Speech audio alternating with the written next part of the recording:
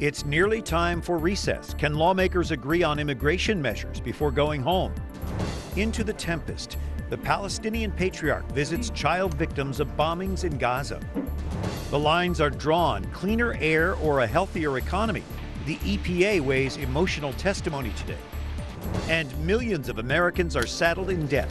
The Catholic Church offers help. Those stories and more on EWTN News Nightly for Wednesday, July 30th, 2014.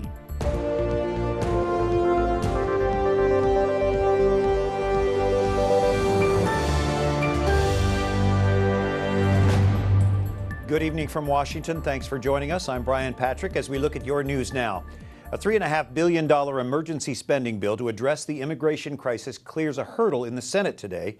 That legislation is not expected to pass before the August recess. It would fund measures to deal with the tens of thousands of minors who have been arriving illegally in South Texas without parents.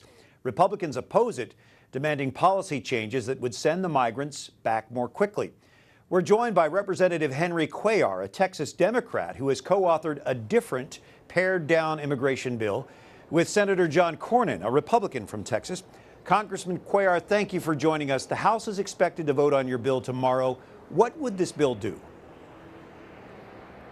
Well, first of all, the main thing is it does provide resources for a 2-month period to address the humanitarian crisis. But more importantly, it will close a loophole that the smugglers have taken advantage of to send all those young kids over through a very dangerous trek through Mexico over 1,000 miles. All the legal protections are kept in place. The due process is kept in place. They can hire an attorney, they can present their case, and at the end of the day, an immigration judge will decide whether that child stays or doesn't stay using the law that we have at this time. The White House doesn't think too much of your plan. Josh Earnest, the spokesman for the president, says that it is inflexible. It would just bottle up the system more. Your response? Yes, I find it very interesting that the spokesperson for the White House forgets that on June 30th, there was a letter from the White House to the leadership of the House and the Senate asking for resources and asking for that flexibility. So again, if they want to provide suggestions to this proposal that we put in, we'll be happy to do that. But they have been very silent on any ideas or proposals, even though at the very beginning on June 30th, the president did ask for this change. Secretary Johnson has been very, very strong and very steady and has said that we need resources and we need a policy change.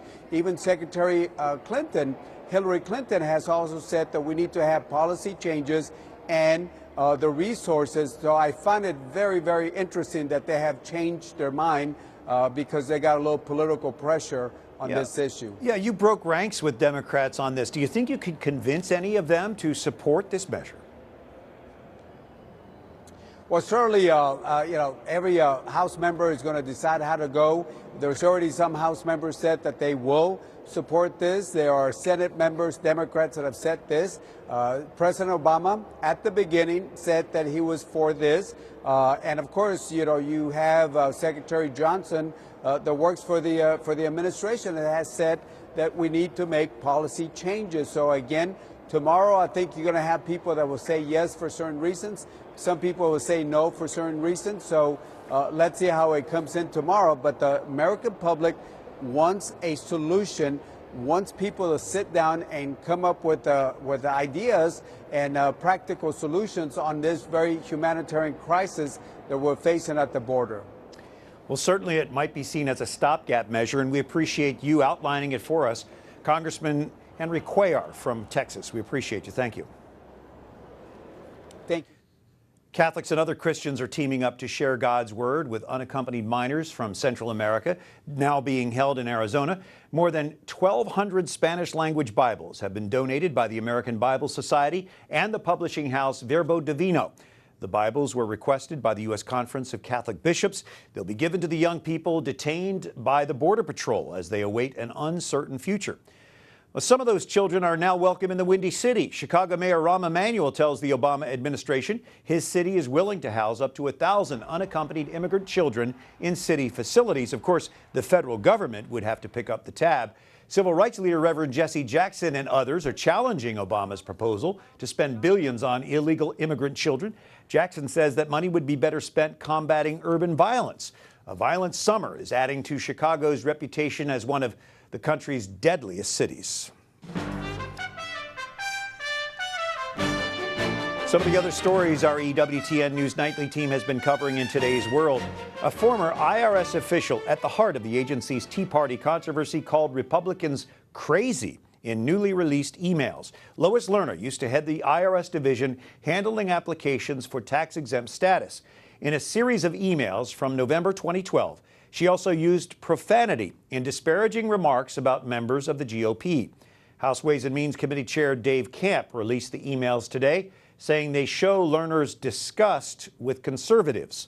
Congress and the Justice Department are investigating the IRS scrutiny of applications for tax-exempt status from conservative groups.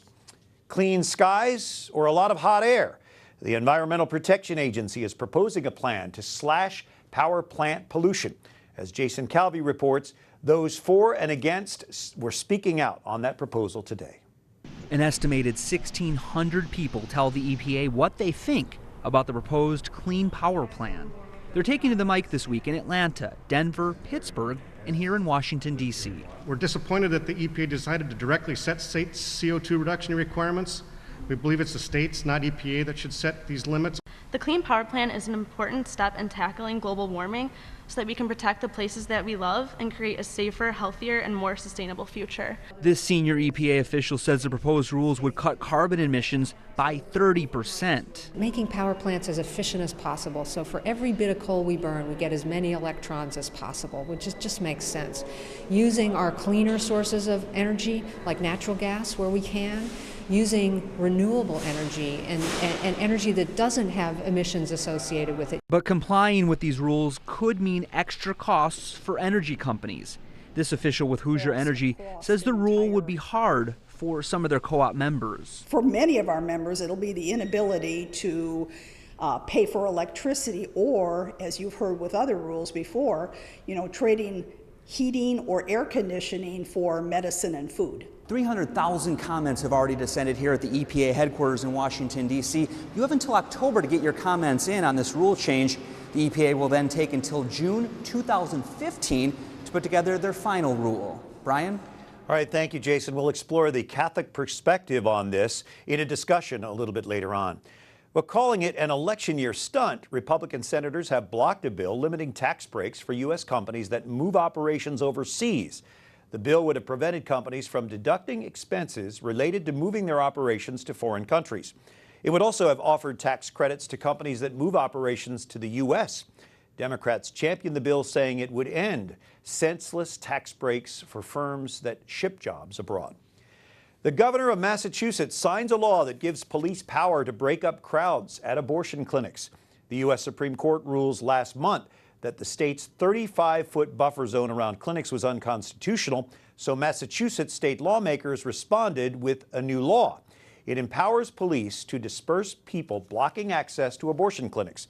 A first offense faces fines and up to 3 months in jail. Father Eric Caden, who fought the original law, tells News Nightly he's disheartened about the state that it didn't consult pro-lifers to reach a fair balance here. He says the law's high penalties would silence pro-life speech. Well, that cross at the National September 11th Memorial and Museum in New York can stay. An appeals court rules that the cross, made from the rubble at Ground Zero, is a symbol of hope. The three-judge panel said it does not intentionally discriminate against a group of atheists who sued to have it removed. Rescue and recovery workers built the 17-foot cross from intersecting steel beams that were part of the World Trade Center's North Tower. The Palestinian death toll now tops 1,300 in more than 3 weeks of fighting. The Latin Patriarch of Jerusalem visited seriously injured children from Gaza at St. Joseph Catholic Hospital in East Jerusalem today. The Israeli military granted special permission, allowing dozens of kids to be treated there. We are happy to be able to receive these wounded people, these innocent people in our hospital, and we wish them good health. We need this justice, we need this peace, but we know that peace without justice will never be possible. We need both together. More than 20 Gazans are seeking treatment at St. Joseph Hospital. The Israeli military says since the beginning of the war, dozens of injured Gazans have received treatment in Jordan, the West Bank, and in Israel. Sharp criticism from the U.S. against Israel today. It condemns the latest shelling of a UN school in the Gaza Strip. 15 people were killed, 90 others wounded. Israel's military says mortar shells had been fired from near the school and that its soldiers simply fired back. If you attack Israel, it has consequences. It has consequences for the organization. It has consequences for those who are perpetrating the attacks. It has consequences for those directing and organizing and leading the attack. There was a brief so-called humanitarian ceasefire to let people get help and supplies. Meanwhile, a spokesman for the U.S. Palestinian Refugee Agency says it is time for the international community to step in to help the victims. The Vatican is once again making a global plea for peace. Today, the Vatican Secretary of State issued an appeal to all of the embassies accredited to the Holy See. He sent them recent texts from Pope Francis. The Holy Father has expressed deep concern over the violence in the Middle East. He's asked the world to pray for peace. He is also in touch with the Chaldean and Syrian patriarchs. The U.S. bishops are urging officials in the United States to help Christians under attack in Iraq. Bishop Richard Pates chairs the USCCB's International Justice and Peace Committee. He's also been in close communication with Iraq's bishops and recently forwarded a letter from the bishops of the Chaldean Catholic, Syrian Orthodox, and Armenian churches to Ambassador Susan Rice. The bishops asked the Iraqi national government for specific protections. They include financial support for displaced families, payment of civil servant salaries, and compensation for damages and losses suffered by Christians. Western powers are bringing sanctions against Russia, blaming President Vladimir Putin for the ongoing violence in eastern Ukraine. The fighting continues to keep international teams from reaching the crash site of Malaysian Airlines Flight 17, where nearly 300 people died. Catherine Zeltner reports. The road to Rabova may look calm, but it's anything but. The sounds of violence in the distance still stop investigators from reaching the crashed aircraft. We made it the other day, 2/3 of the way to the crash site.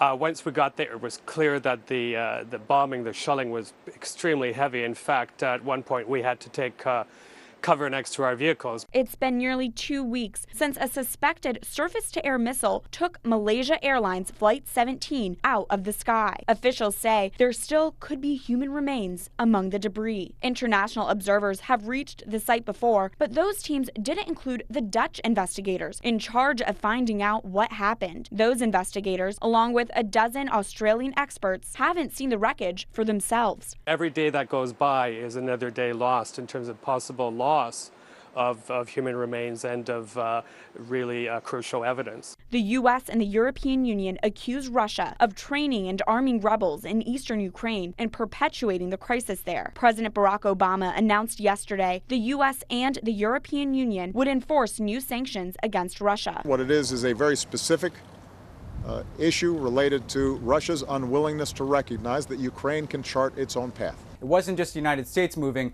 The European Union moved in a very strong way as well. That's what we've been pressing them to do for some days now. Catherine Zeltner, EWTN News Nightly. Thank you, Catherine. Those 3 recent plane crashes have many people wondering about the safety of air travel. Experts say it is still much safer than driving. 3 airline crashes in the span of a week. Malaysia Airlines Flight 17, TransAsia Airways Flight 222, Air Algiers Flight 5017. That's a lot, but safety experts say we're still enjoying the overall safest period in aviation history. In fact, airline fatalities have been dropping for decades. 761 people have died this year in aviation-related accidents. That's a lot higher than last year's record low of 265, but well below 1972's high of 2,429 deaths. One aviation expert says the most dangerous part of air travel is driving to and from the airport. Coming up, excessive debt can be a financial prison. The church helps people find financial freedom. And it's no longer just an experiment. Driverless cars will soon be traveling the streets of Great Britain.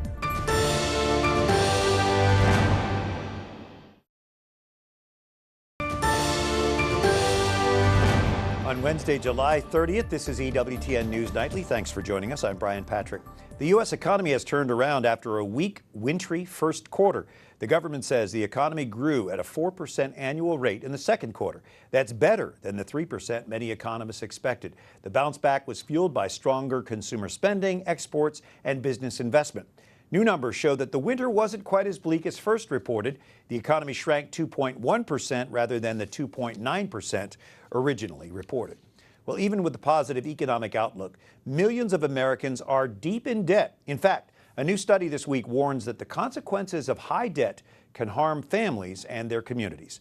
Our Wyatt Goolsby joining us now with more on that. Wyatt? Yeah, Brian, some of the numbers that we have been looking at this week are staggering. 77 million Americans have debt or unpaid bills reported to collection agencies. And based on the numbers, that affects the rich, poor, and the middle class. It's no secret Americans are getting behind when it comes to paying their bills, but many of us may not have realized just how bad. The amount due can range anywhere from $25,000 to $125,000, but the average is $5,200. According to the Urban Institute in Washington, student loans and hospital bills are the main problems. In addition, mortgages, auto loans, and overdue credit card payments are culprits. There may be an overspending issue.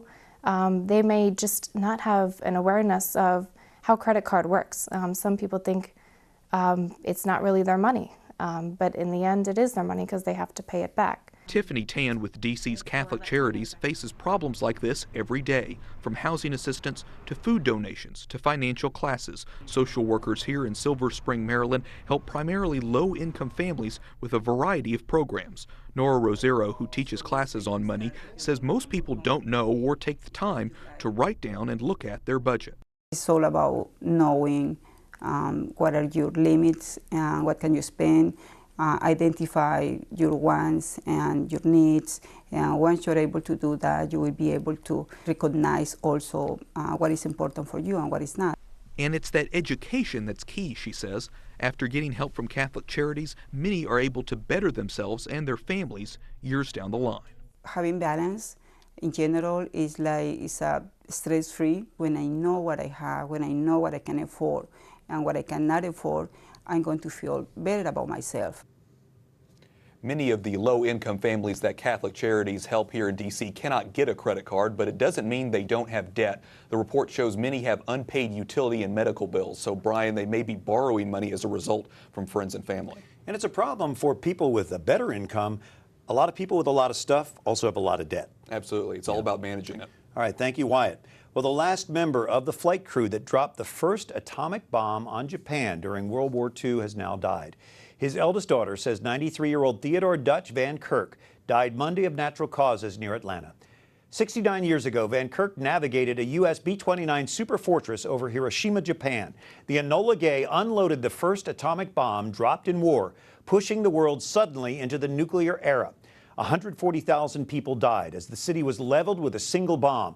In a 2012 interview, Van Kirk described the difficult maneuver the bomber had to make to avoid the atomic blast. That was our biggest worry, was getting away from the bomb. You know, how do you get away from a bomb? When you drop the bomb goes this way, you go this way, but you had to make a very rapid turn. The bombing helped bring an end to World War II. His son, Tom Van Kirk, tells CNN that his father felt no regrets about the Hiroshima mission. Well, driving with a lead foot is closer to being a thing of the past. Driverless cars are expected to be on the road as early as next January in Great Britain. Officials there say the cars will be tested on roads in as many as 3 cities during a trial program lasting up to 3 years. Sensors and cameras will guide these cars. Both Japan and the United States are also developing driverless technology. Up next, jobs and health are in the balance as the EPA hears testimony on a plan to clean up power plants. And a brush with death. 2 women trapped on an Indiana Railroad trestle as a train bears down on them.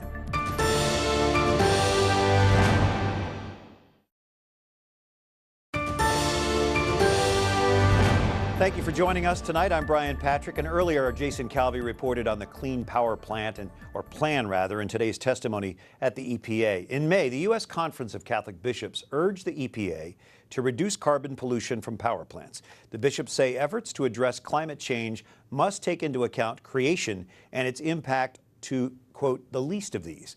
Well, the bishops urge the EPA to be guided by Pope Francis's teaching, including respect for human life, saying the regulations and all efforts to reduce the impact of climate change should respect human life and dignity, especially that of the poorest and the most vulnerable, from children in the womb to the elderly.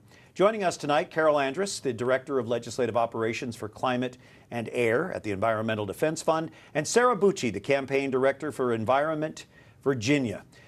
Can you, Carol, give us just a glimpse of what this proposal is? Sure.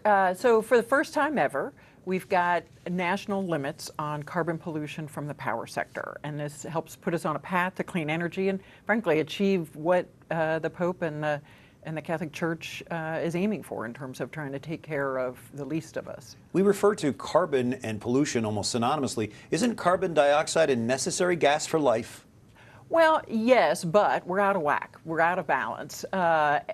Years, decades of burning fossil fuels, tearing down trees. We now have a situation where we have too much carbon dioxide in the atmosphere, and it's acting like a blanket, if you will, over the planet and disrupting the weather.